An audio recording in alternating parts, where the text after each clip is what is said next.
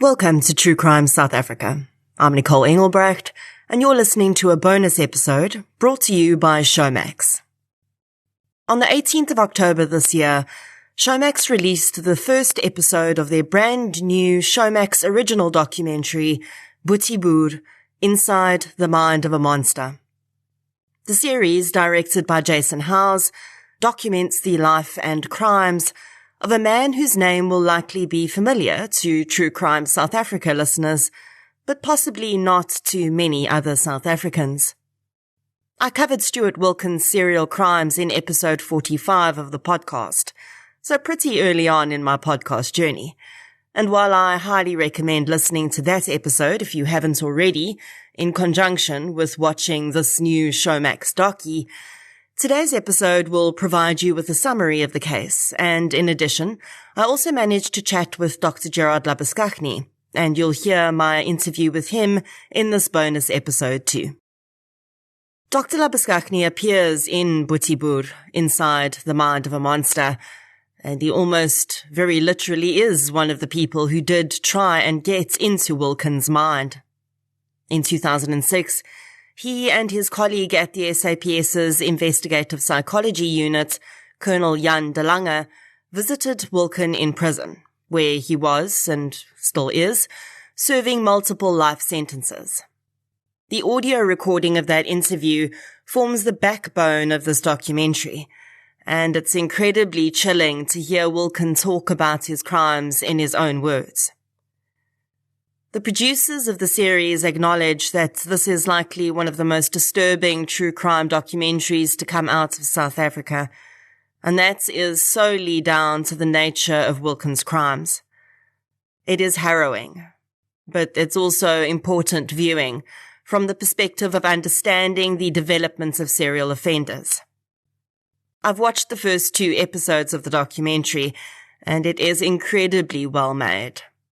I particularly respect that Jason Howes has acknowledged the shift that's slowly happening in the true crime content community internationally to produce content like this ethically, with victims and their families in mind. Very often, people will respond to content like this, and I get a lot of the same pushback with some of my own staff, with why are you glorifying the killer by making documentaries about them? And Howes has directly addressed that in much the same way I do. We do this to understand, not to condone or to glorify, but to understand why. Because if we just shove these people into a box and label them evil, that doesn't serve the victims either, nor does it help to prevent future victims. The documentary consists of 5 episodes, with 1 episode dropping each week from the 18th of October. It's a mix of background dramatization, actors are used to portray scenes, and main storytelling through the actual people involved, detectives, psychologists, and family members. Stewart Wilken is without a doubt one of the most disturbing offenders I've ever covered on my podcast, and many of my listeners have indicated that the original episode I did on this case was also one of the most disturbing they've ever listened to. So do watch with caution. But if you're listening to this podcast, you are undoubtedly a consumer of the true crime genre, and this documentary really is a must-watch for you. Stewart Wilken's childhood was incredibly difficult and abusive, at least at the very start. He and his sister were abandoned by their biological parents, and Stewart was taken in by a particularly abusive family. He lived with this family until he was nearly 3, suffering unspeakable forms of abuse until he was eventually taken in and formally adopted by the Wilken family. The rest of Stewart's childhood and teenage years, although he was in a far better environment with the Wilkens, was still spotted with significant difficulty. He became extremely hard to manage, and soon he was out in the world on his own. Wilken's romantic relationships were often fraught with challenges too, and he very often had nothing good to say about his ex-girlfriends and wives. Wilken began working on fishing boats, and it would later emerge that when he wasn't at sea, he, at least from 1990, had started carrying out some pretty horrific deeds on land. By the time Wilken was arrested in 1997, he'd admitted to killing 10 people. He would later be convicted of 7 of those murders. And if there's a rule book of sorts for serial murderers, Wilken broke every single rule in the book. His victims spanned all ages, races, and profiles. Some of his victims were adult female sex workers, some were unhoused children. One was a child of a family he was friendly with, and perhaps most horrifyingly, he'd even killed his own biological daughter. Although many of his victims were killed by strangling, he also used knives in his murders. And when he started doing so, he introduced a new horror to his series: cannibalism. In addition, he would later admit he had also committed necrophilic acts with the corpses of his victims. Perhaps one of the most disturbing aspects of Wilken's series was the murder of his own daughter, Wuan. Wilken murdered his daughter and kept her decomposing body with him in the rural spot he'd chosen to live in at the time. By the time he pointed out her body to police after his arrest, she was completely skeletonized.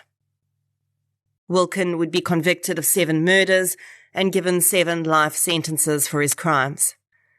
For a more detailed view of the case, I'll link episode 45 in the show notes, or you can find it on the podcast player you're on right now. And this should also give you a good background to starting to watch the documentary. And when you hear that audio from Dr. Labuschagne's interview with Wilken, I can guarantee it's going to send shivers down your spine. Dr. Gerard Labuschagne was the head of the SAPS's IPU from 2001 to 2016. During that time, he profiled hundreds of serial offenders and worked on countless psychologically motivated cases. He was not with the SAPS when Stewart Wilken was arrested. At that time, Dr. Mickey Pistorius was still the head of the IPU.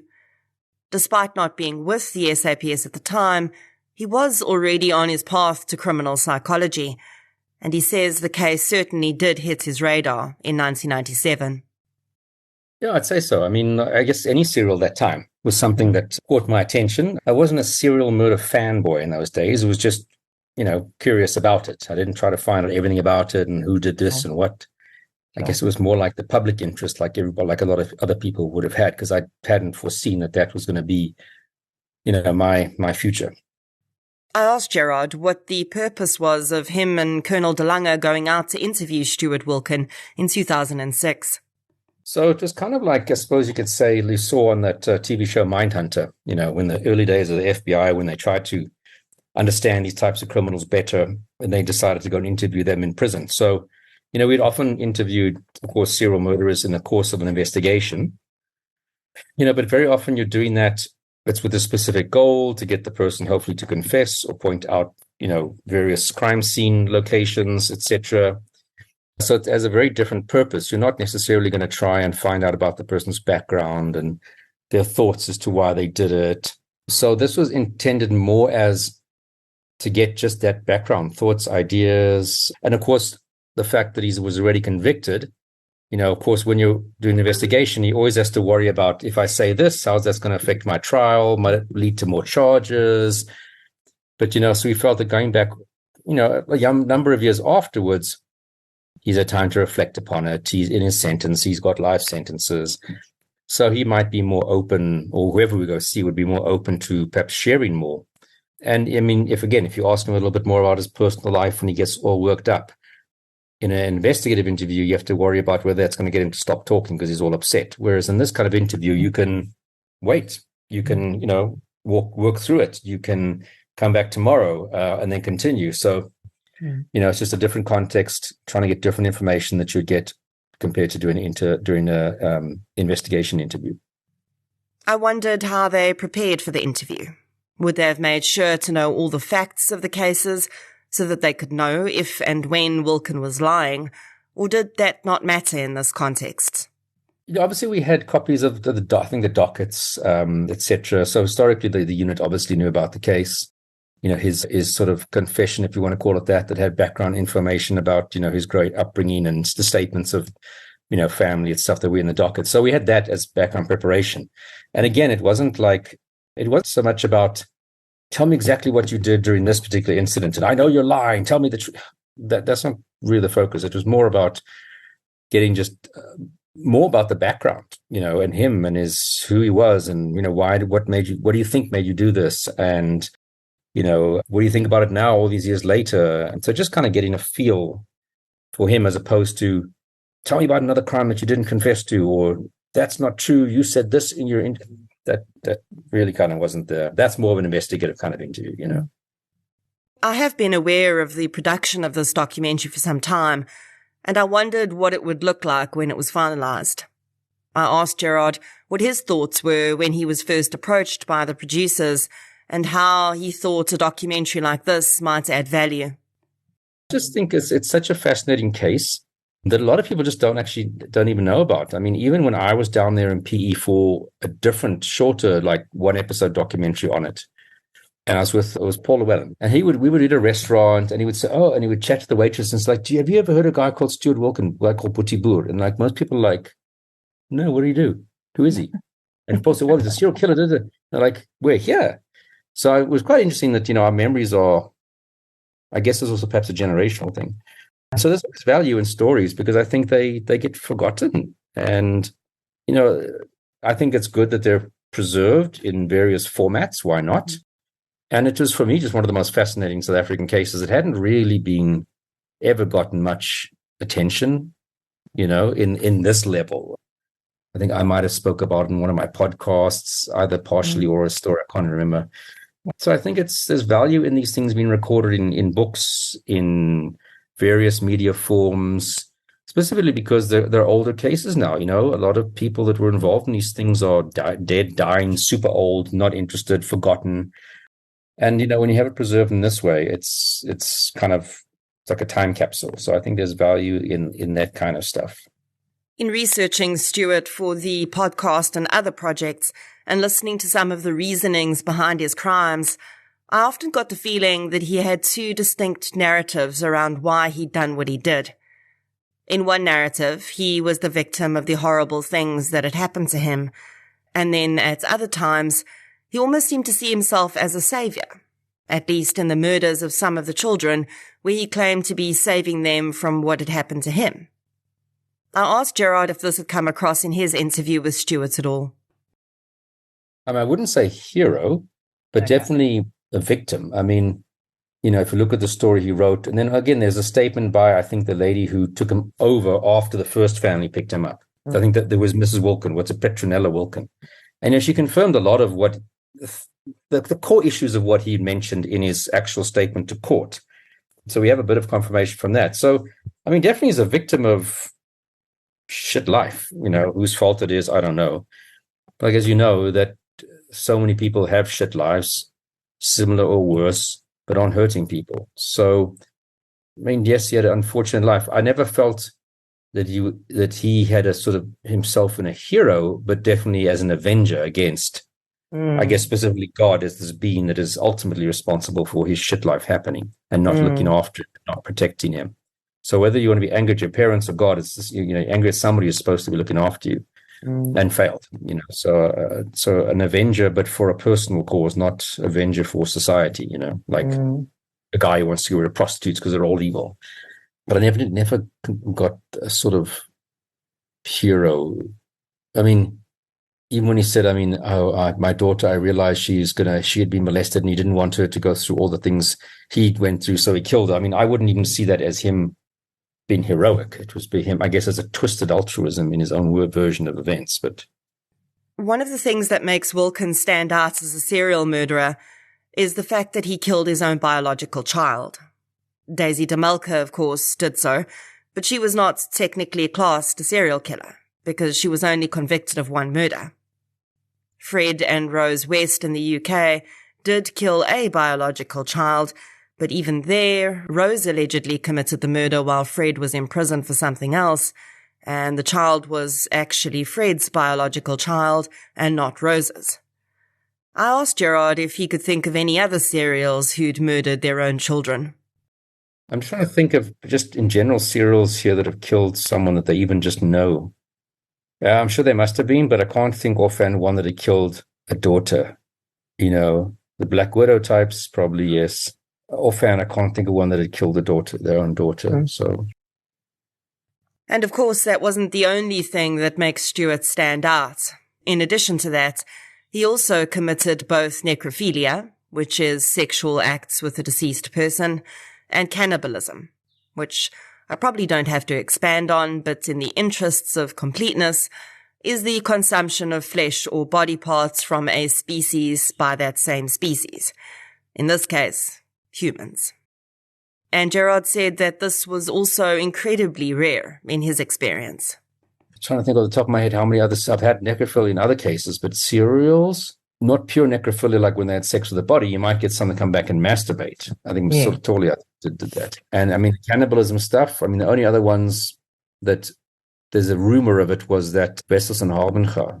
There's kind of like the story that, the one he says, oh no, I was just sitting on top of the body eating the food that was in the hiker's backpack and people saw it. And so I don't know whether that became a myth and a myth that they perpetuated because it suited them to perpetuate that horrible myth. I don't know. But I more often had cannibalism coming into cases where there was mental health issues. And he says that even in this case, those behaviors in Stewart's just seem to appear out of nowhere, with no warning. You don't see any signs of it before, you don't see any signs of it after. And I just think it was like an experimentation. Would he have done it again? Well, I don't know, maybe not. He didn't seem overly put off by what he did when I spoke to him. I wondered if the swapping around of the victim profiles was also some sort of experimentation for Wilken. No, I think he just had different people that he was angry with. Like, so, he was angry like with his previous girlfriend, wives, I can't remember which number one, which he said cheated on him, and she was also a prostitute. So I think that kind of was brewing of his anger towards adult sex workers. And then the kids, it was a different kind of, God, I'm going to show you what you did to me, and I'm going to now do it to kids just to prove you, punish you. So I think they had the bigger types, adult sex workers and street kids were for different motives from his point of view. Each class had its different reason why he was perhaps targeting them. I'm a big picturing stuff in my head person, which, doing what I do, can sometimes be an occupational hazard. But I did want to be able to picture this interview going down. So I asked Gerard to describe the scene to me. Yeah, I mean, the prison was a very nice prison. I was quite impressed, I must admit, when I went down there. It's very organized. You kind of had the feeling of what you think American prisons are like that are working properly. And we kind of then, even like the cell area, if I recall correctly, it had like those double story and the big open area in the middle with tables. That was, I kind of remember that sort of what you see on American TV kind of vibe. We literally were just sitting in an office in front of a table between us. It was me, Yanni, and Stewart Wilken, and just chatted. He himself, he's a shortish guy, if I recall correctly, and he was quite podgy. When he came in, I think when he was a fisherman, if you look at some of those pictures, he was probably quite stocky and no extra fat really. But he was quite a chubby little guy. When we saw him, sort of scraggly beard still, if I recall correctly, and just like not. He's not a very sophisticated guy, so don't expect contemplatory thinking and sort of words and metaphors to describe what he's feeling. He's just kind of like, I guess that kind of guy, the fisherman kind of guy, not a great, big, intelligent thinker. So it wasn't a sophisticated conversation, if I can put it that way. As in Afrikaans, plat op die aarde kind of guy. My last question was about Wilken's drug use during the period when he was committing his crimes.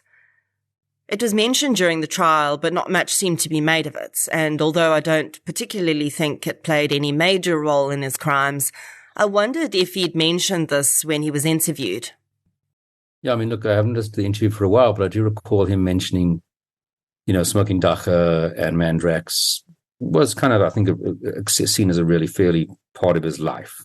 I didn't get the impression, if I recall correctly, that he was trying to, I don't recall him blaming it on the pills. But definitely, smoking marijuana and smoking mandrax was kind of like the lifestyle. So with that as your background, you now need to go and watch as many episodes of Boetie Boer, Inside the Mind of a Monster, that are out on the Showmax platform by the time you're listening to this. It really is an incredibly made documentary, and I have no doubt it will stay with you for a long time after you've watched it. I know True Crime South Africa listeners are always up for bonus material. So a huge thank you to Showmax for bringing this bonus episode to listeners as a supplement and introduction of sorts to their brand new Showmax original. Do be sure to share your thoughts about the documentary on our social media platforms and invite your companions in true crime to listen and watch. I'll see you on the other side.